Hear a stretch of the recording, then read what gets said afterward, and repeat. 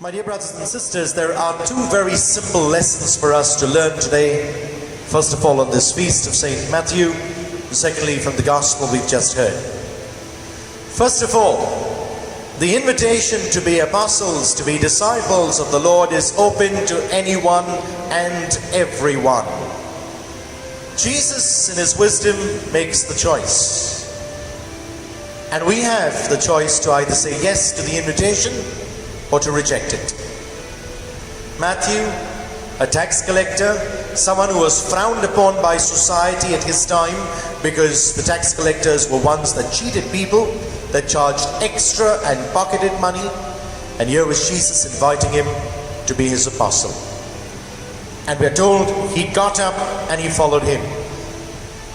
No second thoughts. No, let me think about it. No, I'll come back to you in a week from now. No, let me consult my family. It was just that he got up, left everything, and he followed Jesus. The invitation comes from the Master.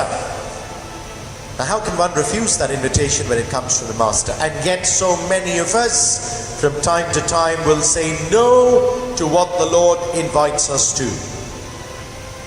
Second, what did Jesus do?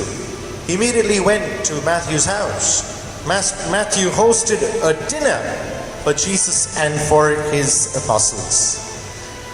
And what fantastic company. Not the most elite of society. Not the most professional people. But who was there besides Jesus and his disciples? Tax collectors and sinners. And Jesus dined with them. Can you imagine for a moment that Jesus says, I'd like to come to your house tonight for a meal? Wouldn't you be excited? Would you say, no, I'm a sinner, stay far away from me. The Lord, the Master, wants to come and have a meal with you.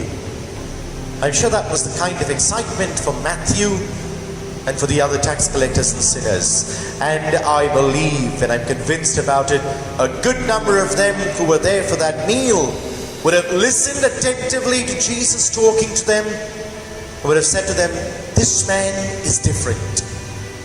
And they would have turned away from their sinful ways and perhaps become followers and disciples of Jesus. The end of the gospel are tough and hard words for each one of us. When he says, it's not the healthy who need the doctor but the sick. And I believe each one of us is sick in some way or the other. And I'm not necessarily talking about physical sickness. And then he said, go and learn the meaning of the words, what I want is mercy, not sacrifice. What we do here on the altar is not sufficient.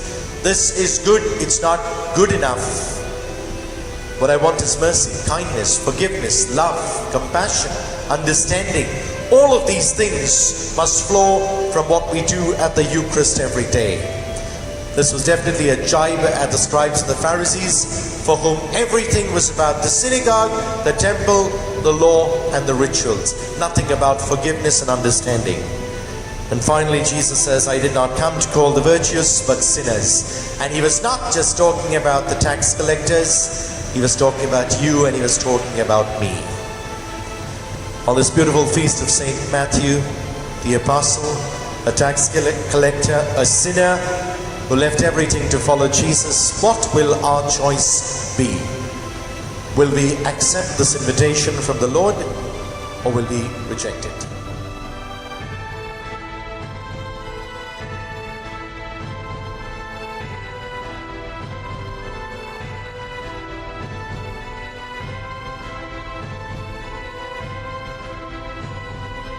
God bless, and do have a Jesus-filled day.